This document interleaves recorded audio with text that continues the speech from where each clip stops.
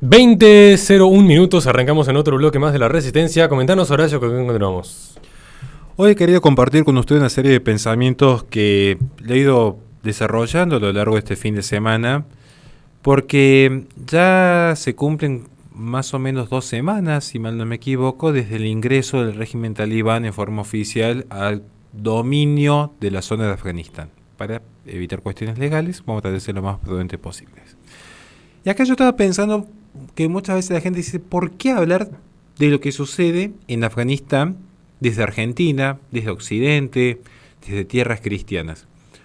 Porque considero, humildemente, y estoy sujeto a críticas con todo gusto que me puedan corregir, que ningún cristiano, ni ninguna persona de derecha, ni ningún conservador, e incluso ningún liberal, debería mirar hacia el costado. Pero particularmente estoy pensando en los cristianos, particularmente estoy pensando en aquellos que desean defender la identidad nacional de cada región de Occidente. ¿Por qué? Porque acá se me viene a la mente, y había visto una noticia que incluso la quise imprimir para no equivocarme en el desarrollo, porque el portavoz de los talibanes dijo lo siguiente, para que se tome nota. El grupo honraría, ¿cómo dice? Acá está. El grupo honraría los derechos de las mujeres y los medios de comunicación independientes, pero dentro de los marcos de la ley islámica. Es decir, básicamente no sería el mismo índice de libertad, muy entre comillas, que se gozaba previo a lo que ha sido el 15 de agosto, si mal no me equivoco, como fecha oficial. Y a su vez, el portavoz de los talibanes prometió que no habrá violencia contra las mujeres y que las mujeres podrán trabajar y estudiar libremente. Sin embargo, yo quiero a partir de esto empezar a desarrollar una serie de ideas que, insisto, todo occidental debería tomar nota. ¿Por qué? Porque a pesar de todas estas palabras, tenemos que recordar lo que sucedió en el 96. En el 96, cuando ya el régimen talibán había tomado el poder previamente, se instaló un reinado de terror en el cual las mujeres y los niños, yo voy a tocar ese tema luego, pero particularmente las mujeres, fueron severamente restringidas, donde no existía el más mínimo vestigio de derechos humanos que se pudiese respetar a las mismas, más allá que soy escéptico de ese término, pero se entiende a lo que uno se refiere, donde se vieron incluso limitaciones absurdas al ejercicio de las prerrogativas de cada mujer. Incluso se vieron ejecuciones públicas. Esto es una historia reciente, no me estoy remontando hace un siglo atrás, sino simplemente un par de décadas, 2 décadas aproximadamente, lo cual es historia reciente. Es casi una continuidad de aquella generación de talibanes que hoy retoman, más allá de las implicaciones que podemos hablar luego de Estados Unidos, pero retoman el poder. Y esto quiero remarcarlo, un punto que creo que es importante, porque acá muchas veces hemos visto que los espacios de derecha, insisto, derecha como lugar, y derecha como lugar que va a incluir a los patriotas, va a incluir a los conservadores, liberales clásicos, paleolibertarios, a veces se olvidan de estos fenómenos y no pueden ser indiferentes, o creo yo que no deben ser indiferentes a este tema. Porque Afganistán no solamente que es peligroso para ser mujer, también es peligroso para ser cristiano. De hecho, según la lista del Open Doors USA, digamos que se realiza un recuento anual en cuanto a la vigilancia internacional de libertades religiosas, libertades civiles, se observa que en Afganistán, donde menos del 1% es cristiano, la persecución se intensifica incluso peor que en contra de la mujer, bajo un régimen talibán. Y ni hablar si hubiese una mujer que fuese cristiana. Pero si yo dijese lo que sucede cuando una mujer es cristiana, no es que nos desmonetiza YouTube, literalmente nos bloquea el canal. Lo cual demuestra que un punto que voy a tocar al final respecto a este capitalismo con conciencia social. Pero esperen que ya va a llegar el análisis. Quiero cerrar con esta noticia antes de pasar a desarrollar algunas ideas, que de dicho organismo que he citado, se desprende que en realidad el país más peligroso del mundo para ser cristiano, el más peligroso para ser cristiano, Corea del Norte. Y en segundo lugar, Afganistán. Hoy el conflicto se encuentra en Afganistán. Y esto lo quiero tocar porque de hecho, si uno observa lo que ha sido ya el ingreso del régimen nuevamente al poder, no parece ser que vaya a haber una alteridad a lo que fue el reinado anterior. Entonces, acá va a pasar a analizar un par de cuestiones. Particularmente los cristianos deberían tomar nota de esto. No, hablamos muchas veces de las mujeres, podríamos hablar también de los bachabasis, que son los niños que al tener todas las mujeres el régimen encerradas en su hogar, cubiertas y excluidas de la vida pública, el objeto de consumo para las pasiones más bajas del hombre terminan siendo muchas veces los niños, los varones.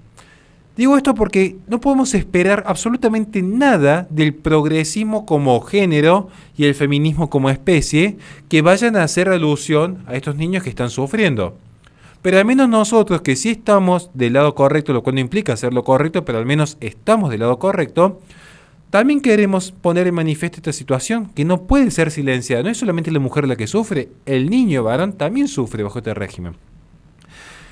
Y esto genera que claramente ninguna persona medianamente racional, más cuando posee familia, quiera quedarse en ese territorio. Y empieza a surgir el famoso conflicto de los refugiados. Y acá quiero tocar este tema. ¿Por qué le tiene que importar a la persona occidental? Porque van a empezar a emigrar. De hecho ya están emigrando. Y de hecho ya ha habido algunas noticias un tanto polémicas respecto a cierta inmigración. Todo comienza con un estallido social. Recuerden lo que sucedió en su momento en Suecia, lo que sucedió en Francia, por dar ejemplos concretos, que mucha gente de bien se exilia. Pero en ese exiliarse aparece también que ciertas células también acompañan a esos refugiados y comienza una guerra híbrida dentro de cada nación. Vamos de vuelta. ¿Por qué quise traer esta noticia hoy? Porque ante el salvajismo que están viviendo las mujeres y los niños en el régimen talibán, se va a dar el fenómeno de los refugiados. Y aquí es importante que el cristiano, sobre todo, hoy le quiero hablar a los cristianos, hoy le quiero hablar en particular a ellos, pero también quiero abrir el abanico de los demás espacios, sepan que es importante la misericordia.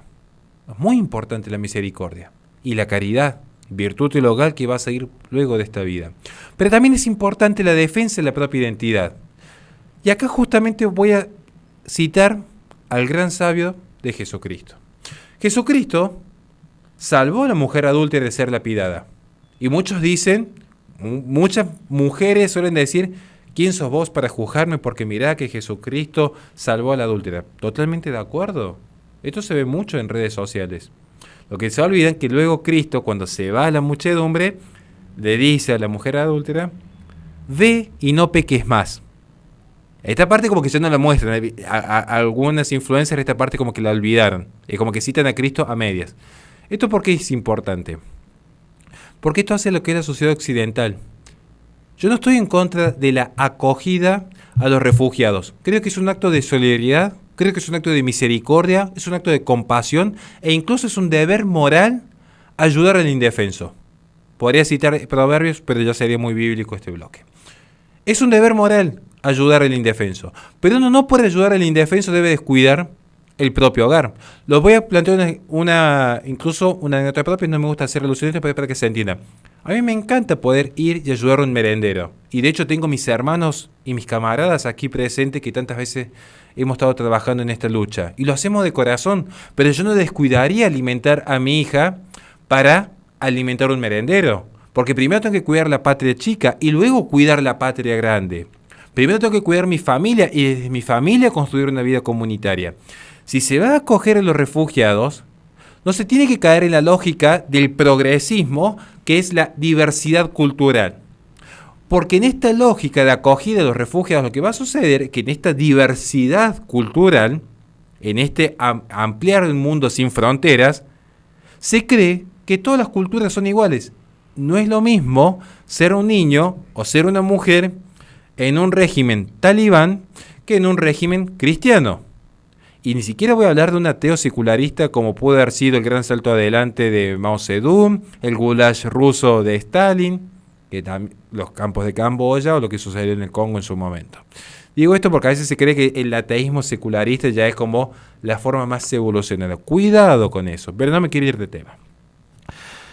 El progresismo va a intentar utilizar a los refugiados afganos como bandera de lucha a partir de las minorías e intensificar esta deconstrucción occidental, la pérdida de la identidad nacional en favor de un globalismo, en un mundo sin fronteras, en un mundo en el cual todas las culturas son exactamente iguales, no hay culturas ni buenas ni malas, pero sí las hay.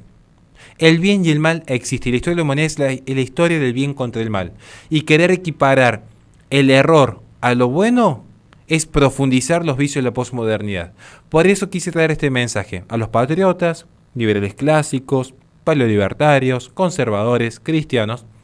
Deben defender la propia identidad. Esto no implica cerrar las puertas al que viene, sino al que viene que sepa que hay una cultura y una identidad que debe prevalecer y que se le está tendiendo la mano cual Jesucristo a la mujer. Pero Jesucristo no dijo, yo también voy a empezar a ser un adúltero como vos porque tu forma de vida es tan válida como mi vida santa. Al contrario, le dijo, te salvo, tu fe te salvo, ve y no peques más.